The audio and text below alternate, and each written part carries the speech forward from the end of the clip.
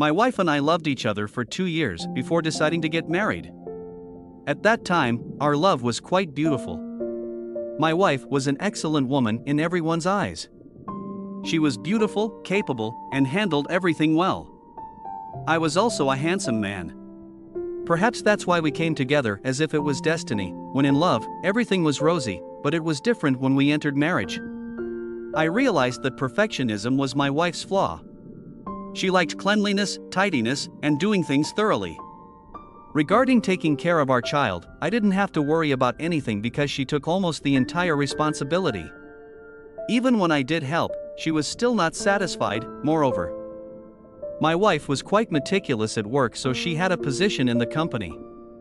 When she came home, she also brought work with her, so she really hated lazy people without ambition. There was a time when my company went bankrupt, so my job was not as I wished.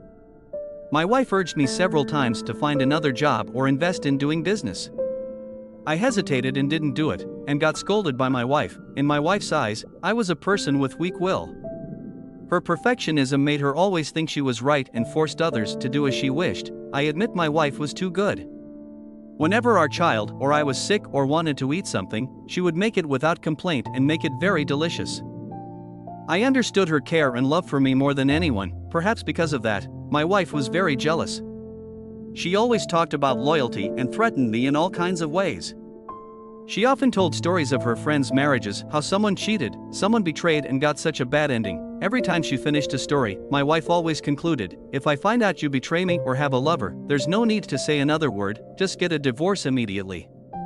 I will never accept a cheating husband, never, but somehow, I was seduced by friends during a night of slight drunkenness. And somehow my wife found evidence that I had had sex with a prostitute. My wife cried, exaggerated everything, threatened suicide, threatened to tell both parents' families, and decided on a divorce.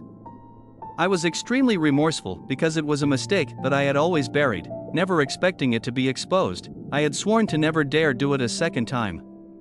My wife lost her appetite, lost sleep. I saw her gaunt, eyes swollen, neglecting the children, her face distraught, and I felt extremely guilty. In those days, no matter how much I begged, my wife was unmoved. She was still determined to divorce. It was only after our child became seriously ill and hospitalized that she realized having the parents together was best for the child. I once again kneeled and begged my wife for forgiveness. And she accepted me. My wife said that if there was a second time, she would immediately divorce, never forgiving me. I knew my wife meant what she said and I accepted it because I was wrong. The incident was also 5 years ago. I have a good job, decent income. My wife is still a woman who is good at both social work and housework.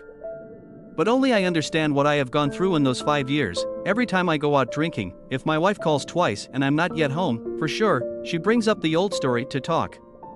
My wife continuously shouts into the phone, "You're messing around with your friends again, right?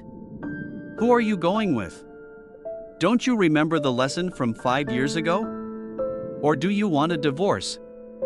Just by me looking at a girl on the street, my wife will bring up the old story and interrogate me. If I say anything wrong, my wife will bring up the old mistake to threaten me. "You once wronged me, don't expect me to trust you.